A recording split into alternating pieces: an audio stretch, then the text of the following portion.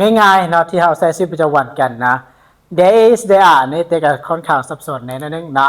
โอเคคำว่า there is there are แปลว่ามีนะและมันจะค่อนข้างมันจะคือกันกับคำว่า have has เนาะเดี๋ยววิดีโอหน้าจะเสร็จ have has เด้อ there is there are แปลว่ามีโอเคแต่ว่าการใช้คำมันจะแตกต่างกับ have has เนาะ there is there are นี่จะใส่ในสิ่งที่ว่าเฮามีอยู่บ่อนใดบ่อนนึงนะตัวว่า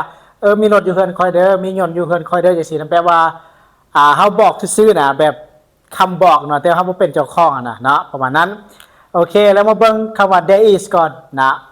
there is นี่ก็คือเฮาสิใส่กับจำนวนหน่อยเด้อเฮาสิใส่กับจำนวนหน่อย there is ใส่กับจำนวนน้อยนะก็คือ1อย่างจำนวนน้อยหมายความว่า1อย่าง1คน1สิ่งของ1ทุกอย่างจะเป็น1จะเป็น there is เด้อโอเค1ตัวอย่างว่า there is a bank near my house there is a bank near my house แปลว่ามีธนาคารหลังนึงหรือว่าตึกนึงอยู่ไกลจากเฮือนคอยเนาะอยู่ไกลเฮือนคอยนี้ there is a bank near my house โอเค there is not a market here there is not a market here นะคำว่าประการปฏิเสธเนาะจะใส่คำว่า not ใส่นะเติม not ใส่ทางหลังแล้วก็โอเคเลย there is not a market here แปลว่าอยู่นี่บ่มีตลาดนะบ่มีตลาดจากอันเลยจากบ่อนเลย market here โอเค there is not a market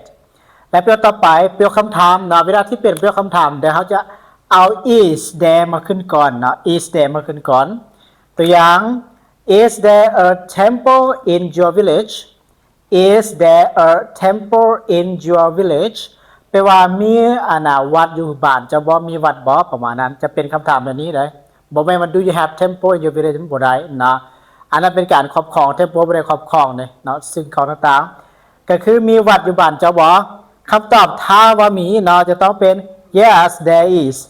yes there is yes there is แปลว่ามีนะแล้วประโยคต่อไป is there a toilet around here is there a toilet around here แปลว่าอยู่แถวนี้นี่มี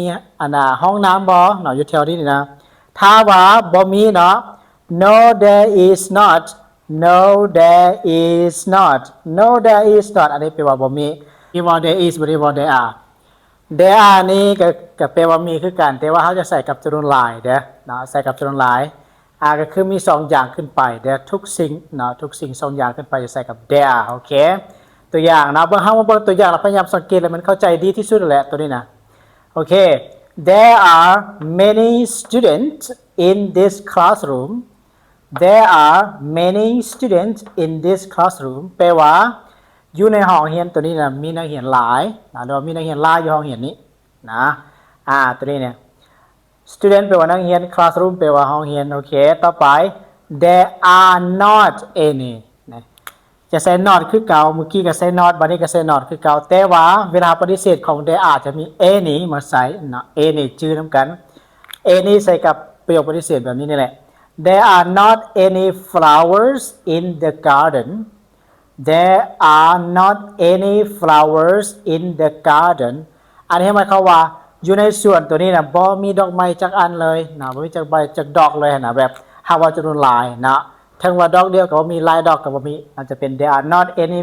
there are not any flowers in the garden โอเคแล้วต่อไปเวลาที่เป็นประโยคคำถามก็คือกันนะคือเก่าเอา are there are is there กับ are there เมื่อกี้มาขึ้นต้นนะแต่ว่าประโยคคำถามก็จะมี any คือเก่ารักษา any คือเก่า are there any cats นะเราต้องสังเกตนำกันการใส่ต้องมีตัว s นำนะตัว s ทุกครั้งเพราะมันเป็นจำนวนหลายเลยนะ are there any cats in your house นะ are there any cats in your house นะแปลว่าอยู่ในเรือนของเจ้าเนี่ยมีตัวแมวบ่นะมีตัวแมวจักตัวบ่หั่นนะ are there any cats in your house นะเวลาคำตอบแต่ถ้าว่าบ่มีนะเราก็ขึ้นต้นโดย no there are not any no there are not any นะก็คือบ่มีเลยนะบ่มีจักตัวเฮาสิเติมแค่ทั้งหลังนี่ก็ได้แต่บ่จำเป็นก็ได้ there are not any ก็ได้แล้วนะต่อไป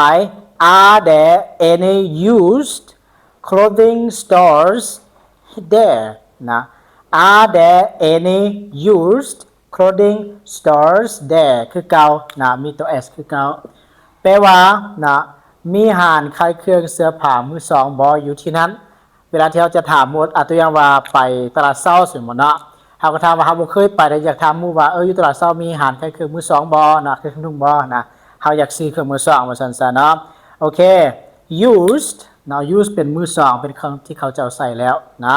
ถ้าว่ามีตอบว่า yes there are many yes there are so many สมมุติว่ามีหลายร้านเนาะก็ใส่คำว่า so many คันว่ามีแต่ร้านเดียวก็ว่า yes there are one yes there are two or three สมมุติเนาะแต่คันว่าเป็นมีร้านเดียวก็ต้องว่า there is only one สมมุติเนาะคันว่ามีร้านเดียวก็ต้องเป็น there is เฮาเอาตัว there is มาเว้านะโอเค